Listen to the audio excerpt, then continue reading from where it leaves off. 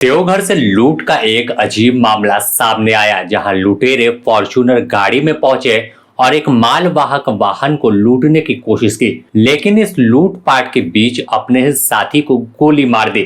जिसके बाद पुलिस ने तहकीकात की और इस लूट कांड के 4 आरोपियों को गिरफ्तार कर जेल भेज दिया है।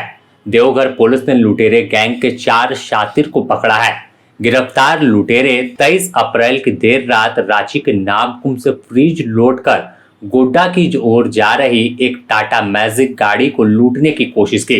यह घटना मोहनपुर थाना क्षेत्र के जयपुर मोड़ के समीप घटी, जब अचानक मालवाहक वाहन को रोकने की कोशिश कर रहे थे। इस बीच जब गाड़ी नहीं रुकी तो उन्होंने ओवरटेक कर उस वाहन को रोक लिया।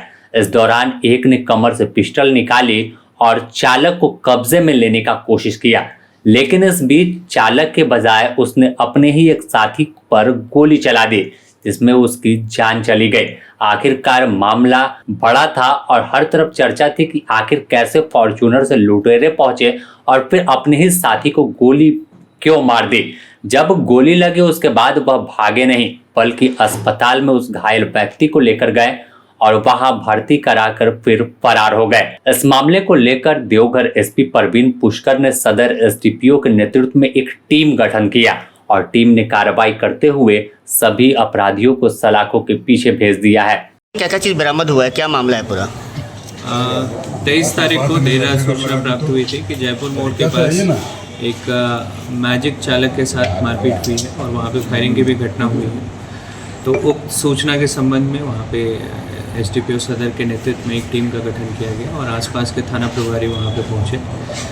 वहाँ जाने पे पता चला कि मैजिक जो मैजिक गाड़ी थी उसमें 8 कोका कोला के फ्रिज लोड थे और वो नामकुम से लेके साहिबगंज जा रहा था। इसी बीच एक फॉर्च्यूनर गाड़ी और एक R15 मोटरसाइकिल उसका पीछा की, उसको रोकने की कोशिश की। उसके बाद रोक के चालक के साथ मारपीट की गई।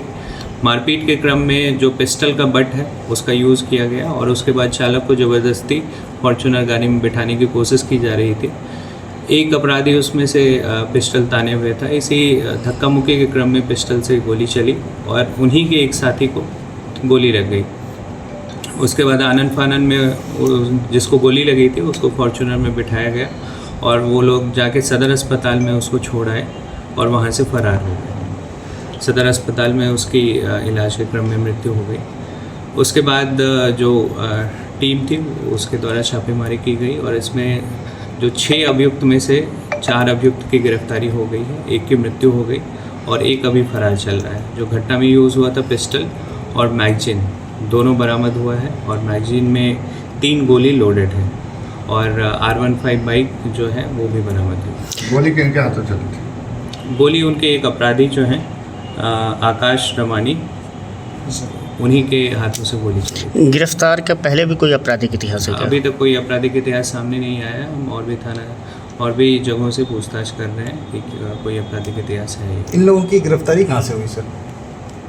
इन लोगों की गिरफ्तारी रात में डिफरेंट प्लेसेस से हुई है। ये लोग भागने की कोशिश कर रहे थे, तो अलग अलग कोई जेसीडी रेलवे स्टेशन, कोई दूसरी जगह से भाग रहा था, तो उनकी गिरफ्तारी की। जो डेथ की है उनका आपराधिक इतिहास नहीं मिल पाया।